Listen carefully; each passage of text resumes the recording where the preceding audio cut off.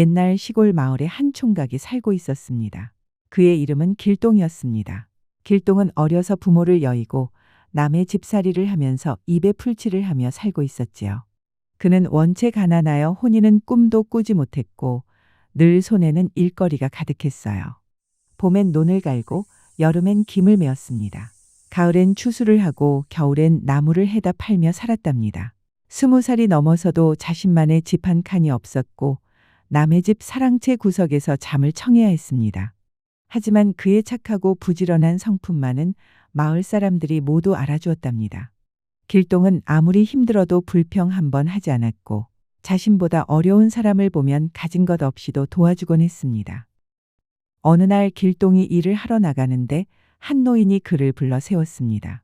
자네는 평생 그렇게 살 텐가? 뜬금없는 말이었습니다. 길동은 머리를 긁적이며 대답했습니다. 늘 이렇게 살아왔는걸요. 사람이란 각자 제복을 타고 나는 법이지. 그런데 저 멀리 서천 서역국에 가면 부족한 복을 탈 수 있다는 모양이더군. 서천서역국이요? 어디 있는 곳인가요? 길동이 솔깃한 얼굴로 물었어요. 평생 작은 마을에서만 살아온 그에게는 처음 듣는 신기한 이름이었습니다. 서천 꽃밭이 있다는 서역국을 처음 들어보는가?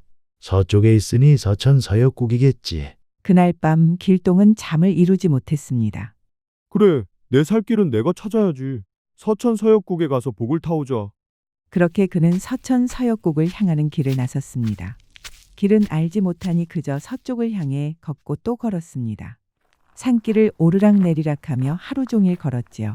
발은 부르트고 배는 고팠지만 길동은 포기하지 않았습니다. 부지런히 길을 걷다 보니 어느새 날이 저물었어요. 앞뒤 분간이 가지 않을 정도로 사방이 컴컴해졌습니다. 길동은 잠시 머무를 곳을 찾아보았으나 인가가 보이지를 않았지요. 조금만 더 걸어보자. 그렇게 길동은 한참을 더 걸은 후에야 겨우 집 한 채를 발견할 수 있었습니다. 그 집은 커다란 기와집이었는데 담장도 높고 대문도 웅장해서 분명 부잣집임을 알 수 있었어요. 하지만 이상하게도 등불 하나만 켜져 있고 조용했습니다. 길동이 조심스럽게 대문을 두드리자 아리따운 처녀가 혼자서 나왔습니다. 20살 남짓해 보이는 처녀는 비단 옷을 입고 있었는데 얼굴이 달같이 곱고 눈이 별같이 빛나는 미인이었어요. 실례합니다. 혹시 하룻밤만 신세를 질 수 있겠습니까? 나그네 분이시군요. 이 깊은 산속에 혼자 오시다니. 들어오세요. 처녀는 길동을 손님 방으로 안내했어요. 그리고는 따뜻한 저녁상을 차려주었지요. 하얀 쌀밥에 갖가지 반찬이 가득한 상을 받고 길동은 감격했습니다. 이렇게 좋은 음식을 대접해 주시고 고맙습니다. 이 늦은 시간까지 혼자서 어디를 가시는 건가요?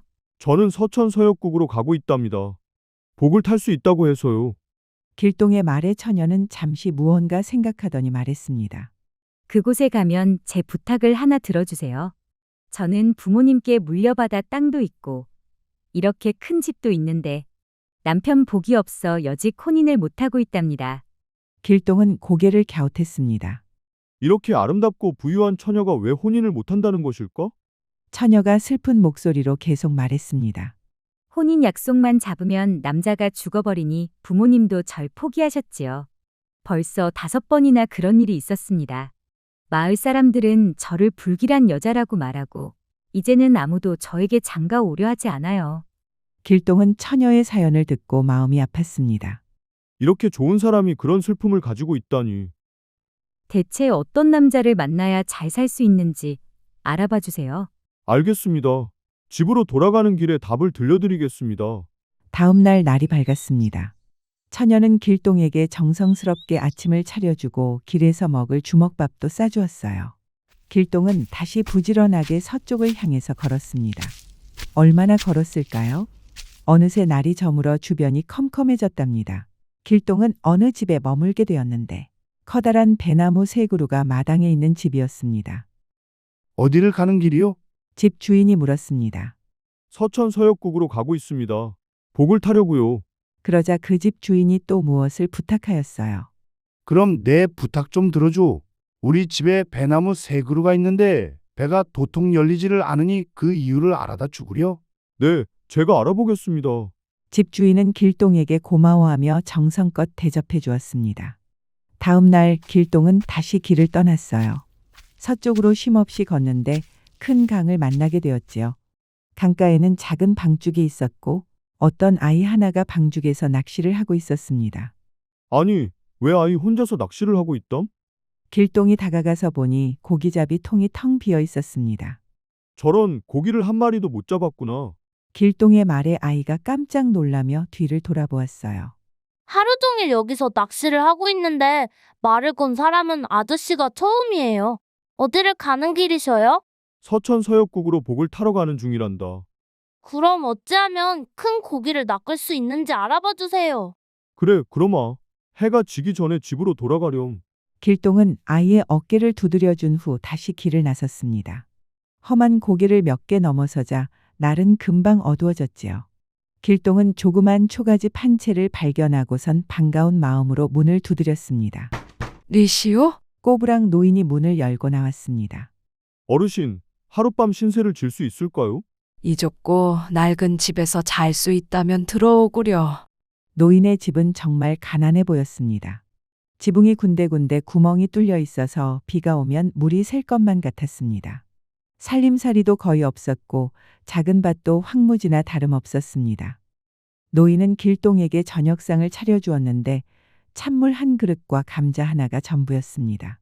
내 먹고 사는 게 이게 전부라우. 이것도 못 구할 때가 많지. 길동은 감사한 마음으로 저녁밥을 먹었습니다. 그리고 노인이 내어준 허름한 방 한 칸에 몸을 뉘었는데 여기저기 틈이 생긴 벽이 눈에 들어왔습니다. 새벽이 되자 길동은 일찍 일어나 집 주변을 둘러보았습니다. 지붕도 고쳐드리고 벽의 틈도 막아드려야겠다. 그리고 저 밭도 일구어드리면 좋을 텐데. 어르신, 죄송하지만 하루 더 머물러도 될까요? 노인이 의아해하며 말했습니다. 그건 괜찮은데 갈 길이 급하지 않은가? 하루 더 늦어진다고 문제가 되지 않습니다. 그럼 그렇게 하게나. 길동은 먼저 지붕에 구멍 난 곳을 막고 벽의 틈새도 지늘그로 메웠습니다. 그리고 황무지나 다름없던 작은 밭을 정성껏 일구었지요. 길동은 해가 저물기 전까지 바삐 몸을 움직였습니다. 노인은 길동의 정성에 깊이 감동했습니다. 정말 고맙소. 누군가의 보살핌을 참으로 오랜만에 받아보았구려. 저야말로 신세를 많이 졌습니다. 이제 정말 떠나야겠습니다. 어르신, 건강하세요. 그러자 노인이 길동에게 감자 3개를 건네주며 물었습니다. 그런데 어디를 가는 길이오? 서천 서역국으로 가는 길입니다. 제가 박복하여 그곳에서 복을 타려고요. 그러자 노인이 홀홀 웃었습니다. 더 가봐야 소용없으니 그냥 돌아가구려. 노인의 눈동자 속에는 깊은 깨달음이 있었어요. 마치 모든 것을 다 아는 것 같은 표정이었습니다. 하지만 길동은 이대로 돌아갈 수 없었습니다. 여기까지 오는 길에 부탁을 받은 것이 많아서 그냥 돌아갈 수가 없습니다. 부탁은 또 무슨 부탁인고? 길동은 이것저것 부탁받은 이야기를 노인에게 들려주었어요. 처녀의 혼인 문제, 배나무 주인의 걱정, 낚시하는 아이의 사연까지 자세히 말했습니다. 그러자 또 노인이 웃었습니다. 별 부탁도 아니구먼. 답은 모두 간단하다오. 노인이 천천히 말했습니다. 낚시하는 아이에겐 물을 퍼다가 뿌리게나. 그러면 알게 될 것이네. 배나무 주인에겐 나무 밑에 묻힌 걸 파서 내버리라고 말해주면 된다오. 그리고 혼자 사는 처녀에게는 동자삼과 금덩이를 가진 남자를 만나면 잘 살 수 있다고 알려주구려. 길동은 노인의 말을 그대로 믿기로 했습니다. 노인의 눈빛에는 거짓이 없어 보였거든요. 감사합니다, 어르신. 그런데 서천 서역국은 정말 없는 건가요? 노인이 의미심장하게 웃었습니다. 복이라는 것이 무엇인지 알게 되면 서천 서역국이 어디에 있는지도 알게 될 것이오. 감사합니다. 길동은 서쪽으로 더 갈 생각을 접고 왔던 길을 되짚어 돌아갔습니다. 가장 먼저 낚시하는 아이를 만났습니다. 아이는 지난 날과 똑같이 혼자서 낚시를 하고 있었는데 여전히 물고기를 한 마리도 잡지 못하고 있었지요. 길동이 다가가자 아이가 눈을 반짝이며 물었습니다. 아저씨, 제가 부탁드린 건 알아보셨어요? 그래, 이렇게 하라더구나. 길동은 몸을 숙여 강에서 물을 손바닥으로 퍼 아이에게 뿌렸습니다. 그러자 놀랍게도 아이가 그대로 풀썩 쓰러졌습니다. 애구머니나, 길동이 놀라서 아이에게 다가갔는데 그곳에는 웬 인삼 같은 뿌리가 하나 있었습니다. 가만히 살펴보니 생긴 게 꼭 어린애 같았지요. 길동은 그 뿌리를 보찜에 넣고서 다시 길을 나섰습니다. 이번엔 배나무 주인 집에 도착했지요. 그래, 내가 부탁한 건 어떻게 되었소? 나무 밑을 파서 땅속에 묻힌 걸 내버려야 한답니다. 길동의 말을 들은 배나무 주인이 바로 땅을 파보았더니 뿌리 쪽에 누르스름한 돌덩이가 박혀 있는 것이 아니겠어요? 배나무 주인은 그 돌덩이를 길동에게 주었습니다. 이건 아무래도 당신 것 같으니 가지고 가구려. 당신이 알려주지 않았다면 평생 모를 뻔했소. 고맙소이다. 그렇게 해서 길동은 돌덩이를 챙겨 길을 나섰습니다. 한참을 걸어서 처녀가 살고 있는 기와집에 도착을 했지요. 부탁한 일은 알아보셨나요? 길동은 노인에게서 들었던 말을 전해주었습니다. 동자삼과 금덩어리를 가진 남자를 만나야만 잘 살 수 있다고 합니다. 그 말에 여자가 한숨을 푹 내쉬었습니다. 그런 남자가 세상 천지에 어디 있단 말입니까? 저는 결혼할 팔자가 되지 못하는 모양입니다. 어딘가에 짝이 있지 않겠습니까? 길동이 건넨 위로에 처녀는 웃으며 화제를 돌렸습니다. 복을 타러 갔던 일은 어찌 되었나요? 그냥 돌아가라고 해서 별 볼 일 없이 돌아왔습니다. 오는 길에 요상하게 생긴 뿌리 하나와 돌덩이 하나만 얻었지요. 길동은 보찜을 풀어서 물건들을 보여주었는데 물건들을 찬찬히 살펴본 여자의 눈이 휘둥그레졌습니다. 아니, 이건 동자삼이 아닙니까? 그리고 이건 금덩어리네요. 여자는 활짝 웃으며 말했습니다.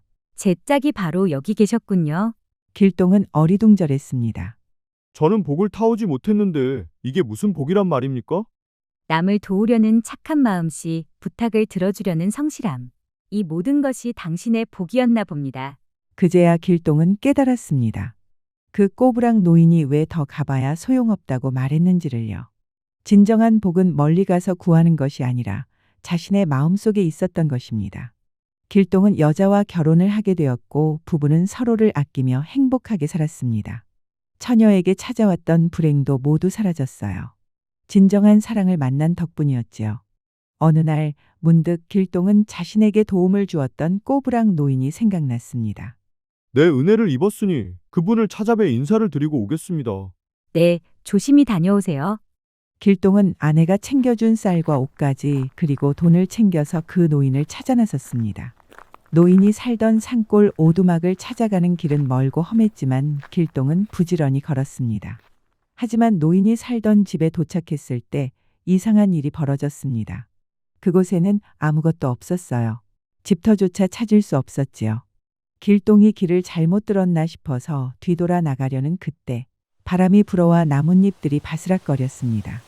어디선가 희미한 웃음소리가 들리는 것 같았어요. 그 소리는 노인의 웃음소리와 똑 닮아 있었습니다. 낙엽 하나가 길동의 발 앞으로 굴러왔습니다. 그 잎을 집어보니 서천서역국이란 글씨가 적혀 있었습니다. 길동은 놀란 표정으로 그것을 보다가 무릎을 꿇었습니다. 그리고 빈터를 향해 절을 올렸지요. 제게 큰 깨달음을 주셔서 감사합니다. 복이란 스스로 만들어가는 것임을 깨달았습니다. 길동이 늙어서 눈을 감을 때까지 마을 사람들은 그를 복받은 사람이라고 불렀다고 합니다. 진정한 서천서역국은 바로 우리 마음속에 있는 것이 아닐까요? 남을 돕는 마음 그리고 감사할 줄 아는 마음. 이것들이야말로 가장 큰 복이 아닐까요?